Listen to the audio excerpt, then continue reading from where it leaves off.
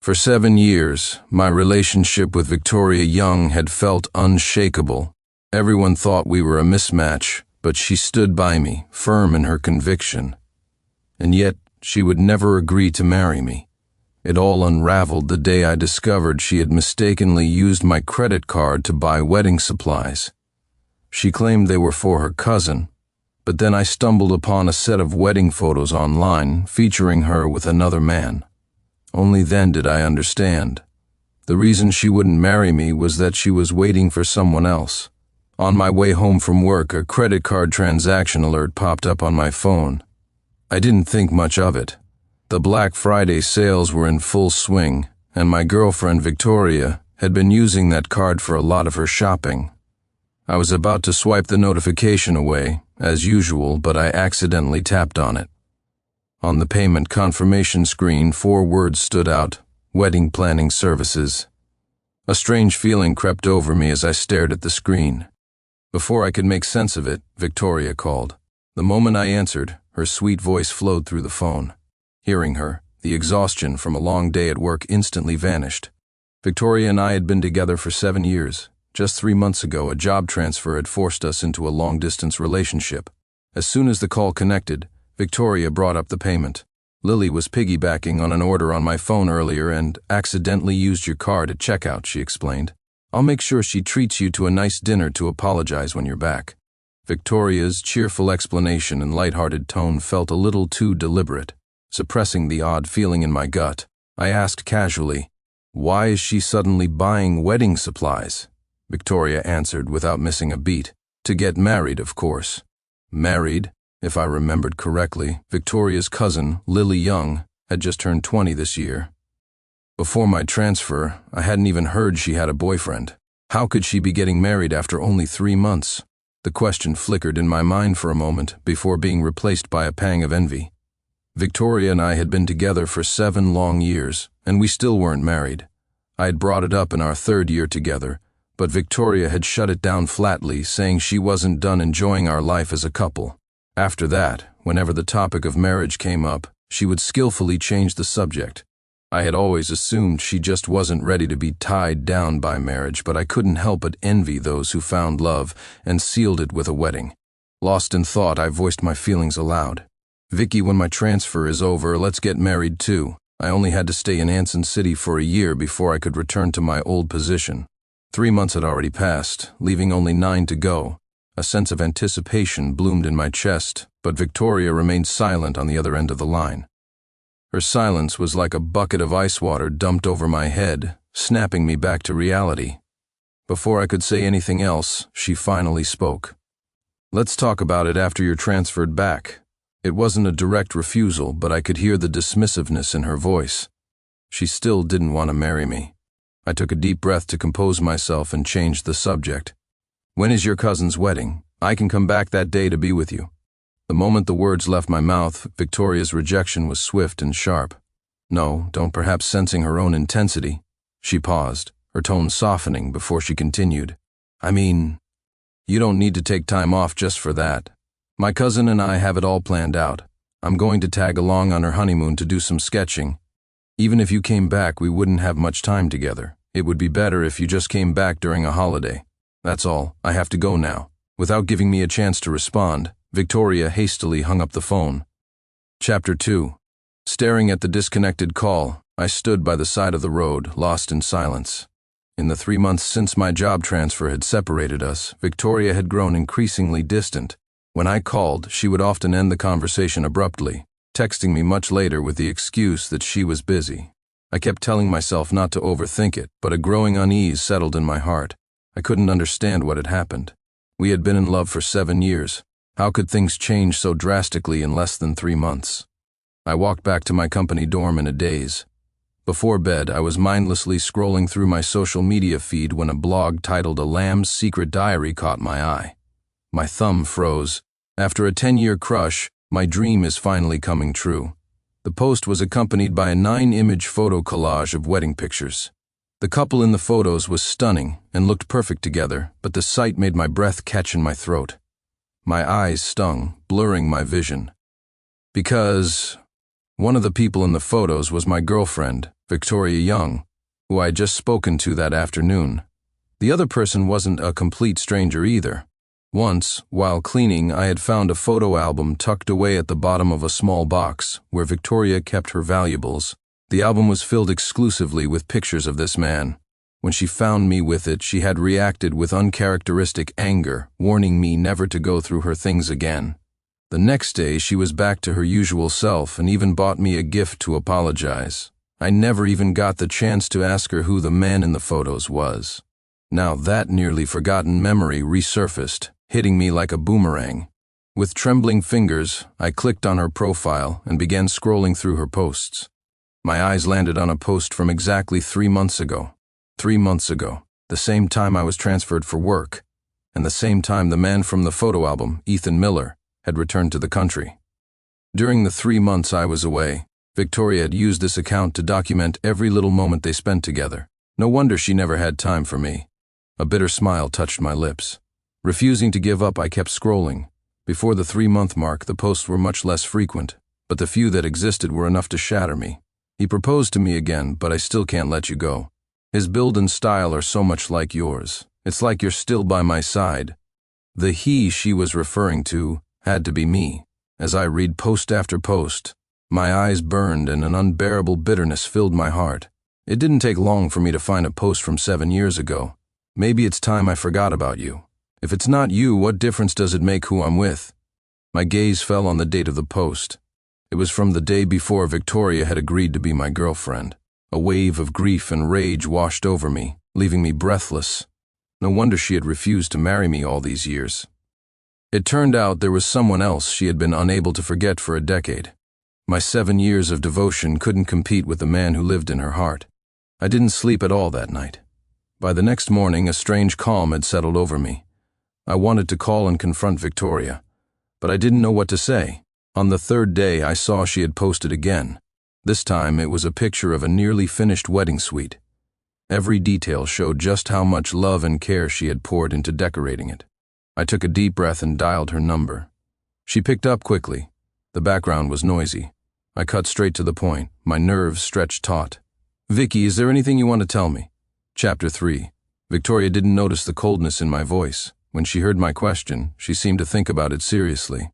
The noise around her quieted down, and I heard her say with a laugh, "Oh, I remember now, our 7-year anniversary is in 3 days. But it's okay if we miss one. Work has to come first." She spoke without a hint of deception. If I hadn't seen her secret blog and known she was getting married in 3 days, I probably wouldn't have suspected a thing. All I wanted now was to demand why she could maintain our relationship as if nothing was wrong when she was about to marry someone else. And had she ever truly loved me during these 7 years? But I held back. In a flat voice, I asked again, "The company gave me time off. I'll be free in 3 days. Are you sure you don't need me to come see you?" With the background noise gone, Victoria finally caught the change in my tone. She hesitated. "Sincere, are you upset?" After I denied it, Victoria audibly relaxed. "How about I come see you after I get through this busy period?" Her words just made me feel weary. I muttered a non-committal and hung up. There was no time off from the company. It had just been a test. Even if she was getting married, I had hoped she would at least be honest with me so we could part on good terms. But she hadn't. For the next 2 days I didn't contact Victoria, though she sent me a few messages. On the 3rd day, I took a leave of absence from work. It was only 7 p.m. when I arrived back in Linchester. Victoria had mentioned in her blog's comments section that her family and Ethan's were having a celebratory dinner tonight. I took a taxi directly to the restaurant I had managed to track down. Even from outside the private room, I could feel the lively atmosphere within. As I pushed the door open, I saw Victoria, a blissful expression on her face, being fed a bite of food by Ethan Miller. The moment she saw me, she shot up from her chair. The screech of the chair against the floor silenced the entire room. "Sincere, what do you... Come outside with me." Now. Seeing me step into the room, Victoria rushed over, trying to pull me out. I stood my ground, a sarcastic smile on my face. "Why should I leave? Aren't you going to introduce me to your friend?" Ethan, who had been watching me with a frown, walked over and put a protective arm around Victoria's shoulder. "Vicky, who is this?" Victoria stood trapped between us, her eyes darting around in distress. "Ethan, he's..." Before she could explain, her parents, Walter and Martha Young, approached with stern faces. They flanked Victoria, shielding her as if I were a threat. Their tone was condescending. "What are you doing here? Let me tell you, Victoria is getting married tomorrow. If you keep pestering her, I'll call the police and report you for harassment. Ethan's parents own a company overseas, and you? Look at yourself. An orphan with no parents. No matter how hard you work, you'll never be worth a single finger of his. If you don't want me to have security throw you out, you'll get lost right now." I looked at Victoria, hidden behind her parents, and a cold sneer formed on my lips. Because I was an orphan, no matter how hard I worked, even after I was quickly promoted to manager and gave her control of my salary, her parents had always opposed our relationship. That was why I had been so moved by Victoria's persistence. But now I knew the truth. She had told her parents that I was the one clinging to her, refusing to let her go. I had been her backup plan all along. Now that Ethan was back, the spare tire was no longer needed. Amid the chaos, Victoria suddenly blurted out, "He's my ex-boyfriend, Chapter 4, from across the room." I saw her eyes flicker, unable to meet mine. "He's just having a hard time accepting it and followed me here. I'll talk to him alone, convince him to leave." With that, Victoria pushed past her parents, grabbed my wrist, and quickly pulled me outside. She didn't stop until we were out of the restaurant. Then she turned to me, her face flushed with anger. "Sincere, why did you come back without telling me? Didn't I tell you?" I cut her off with a cold laugh. "Tell me not to come back so you could marry Ethan Miller without a hitch?" Victoria was speechless. After all, just a few days ago, she had lied to me that her cousin Lily was the one getting married. "How did you find out?" I held out my hand. "That doesn't matter anymore. As of now, we're through. Give me my key back." 4 years after graduation, I had saved enough from my job and side hustles to buy a house and a car. The key to that house was in Victoria's possession. Victoria bit her lip and fumbled in her purse, pulling out the key. But when I reached for it, she wouldn't let go. "I never meant to hide it from you. I just couldn't find the right time to tell you. Can we still be friends? Friends?" I was stunned by her shamelessness. I couldn't comprehend how she could even say such a thing. I yanked the key from her hand and answered her with cold finality. "No." Victoria stared at me, her eyes wide with disbelief, as if she never expected that answer. "Sincere, after 7 years together, how can you be so cold-blooded?" Her accusation made me stop in my tracks. I turned back, my gaze like ice. "When it comes to being cold-blooded, Victoria, no one compares to you. If you hadn't brought it up, I might have thought you'd forgotten we had 7 years together. After all, for every single one of those years, you treated me as nothing more than Ethan's stand-in. Before you ask if we can be friends, why don't you ask yourself if there was ever a single moment in these 7 years when you weren't looking at his shadow through me?" Victoria had never seen me so aggressive. She took a step back, avoiding my gaze. Just as she was about to say something else, Ethan walked out of the restaurant. He looked at me with a barely concealed hostility. "Are you two done? Mom and Dad sent me to check on you." He then added, "Mr. Clark, would you like to join us for a bite?" I ignored his hostile and pointed invitation, let out a short, derisive laugh, and walked away. As I sat in the taxi on the way back, a sense of calm washed over me, a stark contrast to the agony I had anticipated. Before coming here, I had imagined the crushing pain of seeing the truth with my own eyes, but it turned out I was much better at letting go than I thought. Even without the love of the past 7 years, I had to move forward. Chapter 5. But when I opened the door to the house I had been away from for only 3 months and saw a layer of dust covering the floor, a wave of desolation washed over me. I stood in the doorway, my gaze lingering on the various decorations. This place, which I had called home, was filled with memories of Victoria and me. The large photo of us on the wall, the matching slippers we bought together, the couple's mugs and all the little trinkets. After a moment of silence, I found a large trash bag and threw everything into it, then carried it down to the dumpster. If this was a clean break, it had to be absolute. As for the things that belonged only to Victoria, I packed them into a separate box. Watching the remnants of our life together disappear piece by piece, I felt my heart sink, rise, and sink again, until it finally settled into a state of quiet emptiness. I spent the night in the dusty bedroom. The next morning, I took the box of Victoria's things to a shipping station. I had booked a ticket back to Anson City for that afternoon. But before I knew it, I found myself in a taxi outside the hotel where Victoria was holding her wedding. By a stroke of coincidence, I arrived just in time to see her stepping out of a car, dressed in a traditional, ornate red gown. I had once researched wedding traditions, eagerly anticipating the day it would be my wedding with Victoria. Now I supposed Ethan had just completed the door games and was bringing her to the hotel to change into her white wedding dress for the ceremony. On this day, Victoria was even more beautiful than I had ever imagined. "We're here. Aren't you getting out, buddy?" The driver's voice pulled me back from my thoughts. I shook my head and said calmly, "Take me to the station, please." The taxi started moving again. Just as she was about to enter the hotel, Victoria suddenly turned and glanced in our direction. Ethan noticed her pause. "What's wrong?" Victoria scanned the street, unsure why she had suddenly felt the urge to look back. "It's nothing." She forced a smile and took Ethan's arm, walking into the hotel. She had finally gotten her wish, yet her heart felt increasingly empty. She shook her head, trying to dispel the feeling of loss, attributing it to the exhaustion of the past few days. Of course, I didn't see any of this. I was already on my way. I returned to Anson City that night and was back at work the next day as if nothing had happened. Victoria's betrayal didn't cause a major upheaval in my life. The only thing was a lingering sense of unfamiliarity. Someone who had been by my side for 7 years had simply vanished into the river of time. A month went by, and I had almost fully recovered from the hurt Victoria had caused me. Then, I was suddenly assigned a business trip to Linchester. I hadn't been back since that day. Seeing the destination, I froze for a moment before accepting the assignment. Linchester was a big city. It was just a few days for work. The chances of running into her were slim. After reassuring myself, I boarded the high-speed train back to Linchester once again. Chapter 6. "Isabel Croft?" I asked, surprised to see the person sitting behind the executive desk. Hearing her name, Isabel looked up. After a 2-second pause, a smile spread across her face. "Sincere Clark. Long time no see." In college, Isabel and I had a brief connection. In my sophomore year, she joined the rollerblading club, and as the president, I taught her how to skate. But half a year later, I heard she had received a scholarship to study abroad and had already left. We never saw each other again after that. I never imagined that the company I worked for belonged to her family. After a few pleasantries, I got down to business, briefing her on the details of my assignment. We worked through the morning. Just as we finished, Isabel spoke in a casual tone. "I hear you're single now." I froze for a second and looked up, meeting her gaze, confused as to why she would bring that up. After I confirmed it, Isabel came around from her desk, and her next words left me stunned. "I was wondering if you'd be interested in giving us a try."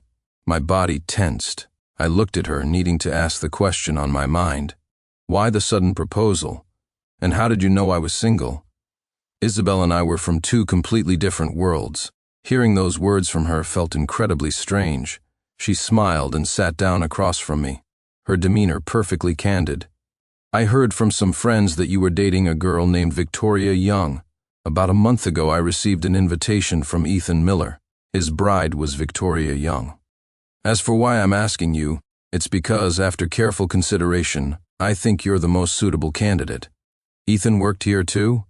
I frowned in annoyance, but my thoughts quickly returned to her proposition. Isabel's frankness was so disarming that it left me speechless, but after a moment of silence, I found my voice. "I'm sorry, but I'm not looking to start a new relationship right now. Even if I were, it wouldn't be now. It had been less than 2 months since I found out about Victoria's marriage and our subsequent breakup. Starting a new relationship at this point might help me get over the last one faster, but it wouldn't be fair to the other person. Just like it wasn't fair to me when I was used as a substitute 7 years ago." Hearing my rejection, Isabel didn't seem offended at all. Instead, she smoothly changed the subject. "Well then, since we're old friends reuniting, treating me to lunch isn't too much to ask, is it?" After I agreed, a smile returned to her face. As we walked downstairs, Isabel handed me her car keys. I was about to go get the car when someone suddenly stepped in front of me. Chapter 7. Sincere. What are you doing here, and who is she? Recognizing the person blocking my path as Victoria, I took a step back. What rotten luck. I had thought I could get through a simple business trip without seeing her. But it turned out Ethan worked at the same company, and now I had run into the last person I ever wanted to see right outside the building. Her accusatory tone was laughable. "Where I am is none of your business." Victoria pointed a finger at me, but then seemed to realize she had no right to question me anymore.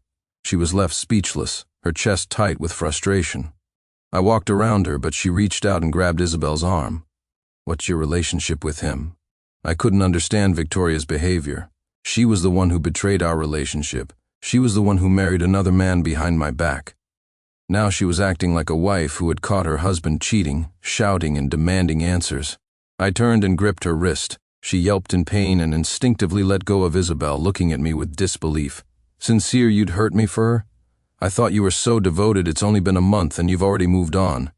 Our 7 years must have been an act for you, my heart, which I thought could no longer feel pain, clenched tightly at her accusation. Anyone could doubt my sincerity, but she was the one with the least right to. The feeling passed in an instant. I composed myself, my expression turning colder. I shoved her hand away, watching impassively as she stumbled and nearly fell. Do the questions you're asking have anything to do with you? And speaking of those 7 years, at least I wasn't the one living a lie. Victoria, I don't want this to get ugly, but if you push me, I can always find ways to make things difficult for you. Seeing her tremble at my words, I took Isabel's arm and led her to the passenger side of the car. By the time I was in the driver's seat, Victoria was still standing in front of the car. I didn't spare her another glance. I put the car in reverse and drove away in the opposite direction. In the rearview mirror, just as we were pulling away, I saw Ethan Miller appear from somewhere and pull Victoria into his arms. What I didn't know was that Ethan had been there since Victoria first confronted me. He had stayed back, only stepping in to comfort her after I had left. Even if I had known, I wouldn't have cared. I tore my eyes from the mirror and apologized to Isabel. I'm sorry. I never expected to run into her here, let alone drag you into it. Isabel just smiled, indicating it didn't bother her. It wasn't until the end of our meal that she brought up her earlier proposal. You can reconsider what I said earlier. Actually, there's something I didn't mention.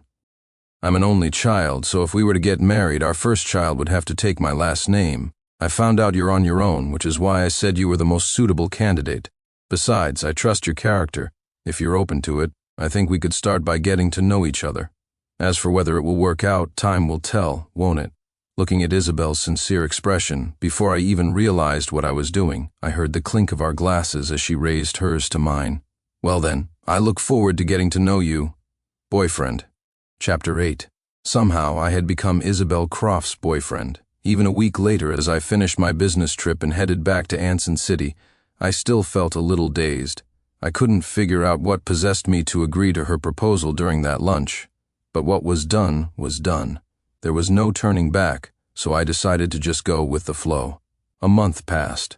My colleagues at the branch office knew I had a new girlfriend, but no one knew who she was. Isabel was, after all, the CEO's daughter. I didn't want to invite unnecessary complications by revealing too much. Besides, I had no intention of using my relationship with her for personal gain. As we continued to spend time together, my relationship with Isabel grew stronger, and genuine feelings began to develop between us. As the new year approached, Isabel, knowing I would be alone, invited me to Linchester to celebrate with her family. I didn't refuse. Since we were a couple, I felt the man should be more proactive in nurturing the relationship. I took a few days off and went back early. I had already cleaned my house and stocked it with all the necessities Isabel might need for her occasional visits. On New Year's Eve, I was invited to the Crofts' home to ring in the new year with her parents. The Croft family was simple, just Richard and Helen, and their only daughter Isabel. The rest of the household staff were maids. Meeting her parents put my anxieties to rest. I had been worried they would disapprove of me, thinking I wasn't good enough for Isabel. Richard Croft was still a director at the company, grooming Isabel to take over one day. Helen Croft was a university professor with a gentle, scholarly air about her. They treated me like a member of the family, their demeanor warm and natural.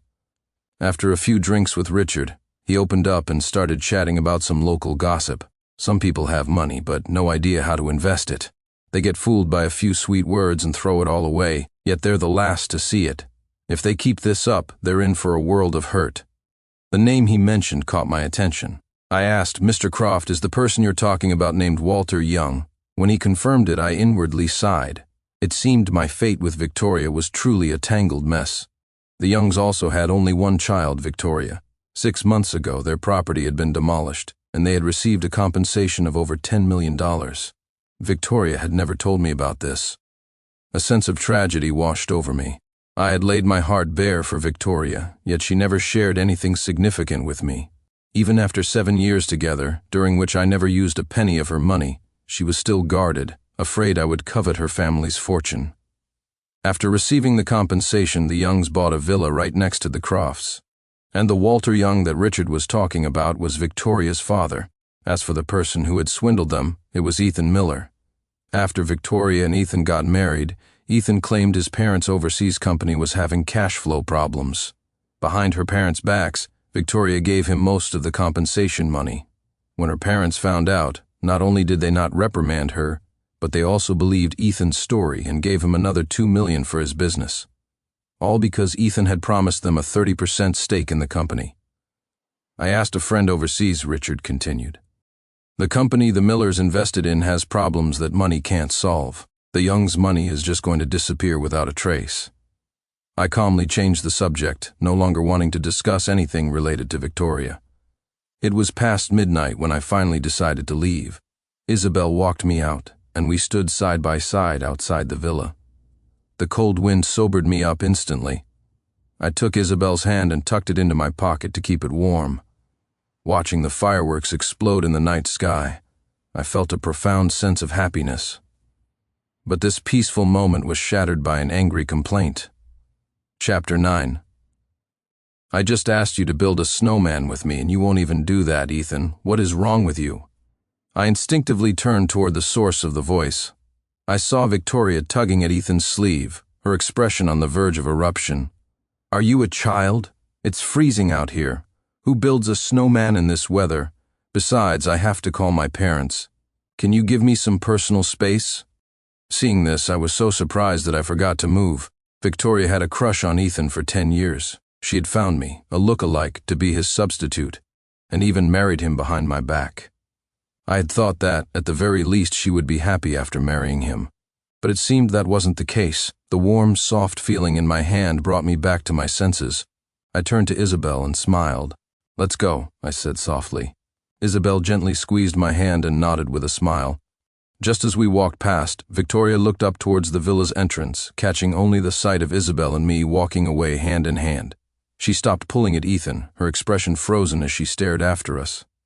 Ethan, now free from her grasp, strode out of the villa. He didn't notice us walking ahead of him. He quickly passed us and left the residential area. Where he was going was none of my business.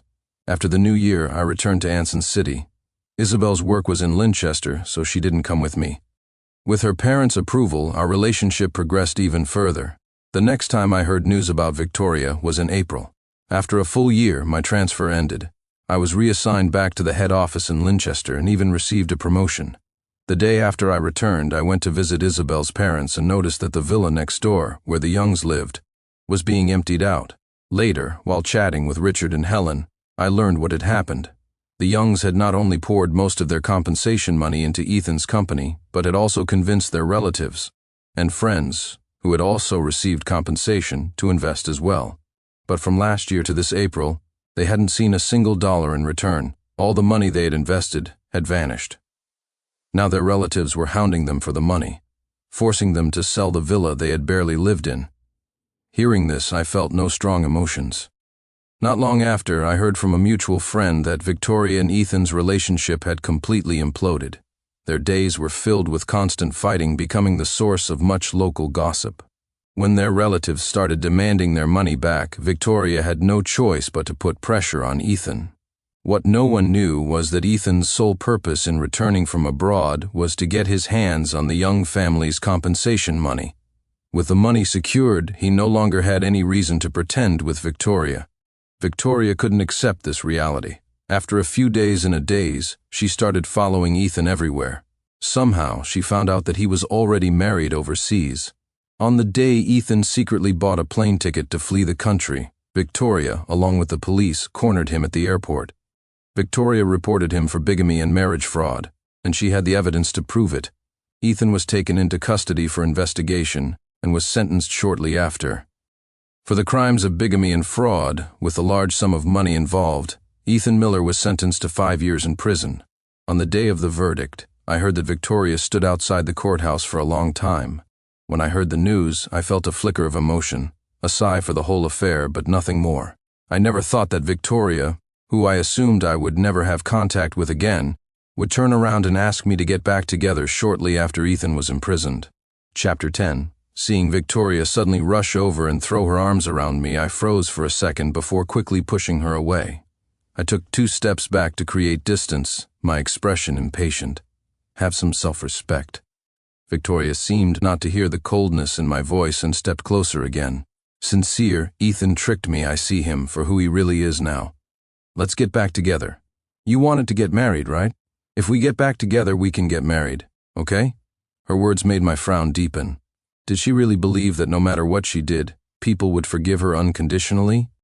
I have a girlfriend, and even if I didn't, do you really think I would ever get back together with you? Victoria shook her head, refusing to accept it. It doesn't matter, just break up with her. We were together for 7 years. I'm the one who's right for you. I let out a derisive laugh, shattering her delusion. And why would I do that for you? Victoria didn't even have to think. The answer came tumbling out. Because you love me. For a moment her answer threw me. I did love her once, but that love had died the moment I learned the truth. When she didn't get a response, she looked up at me, only to see me staring back, my eyes filled with a mocking smile. But I don't love you anymore. Victoria, no one will tolerate your behavior without limits. A chance missed is a chance lost. You don't get a second try. Without waiting for her reaction, I walked past her and left. I thought that would be the end of it, but the next day after work, I was just a few minutes late coming downstairs and saw Isabel being cornered by Victoria. You should back off. Sincere and I were together for 7 years. Our bond isn't something you can compete with. I arrived just in time to hear her threat. Before I could speak, Isabel responded with calm indifference.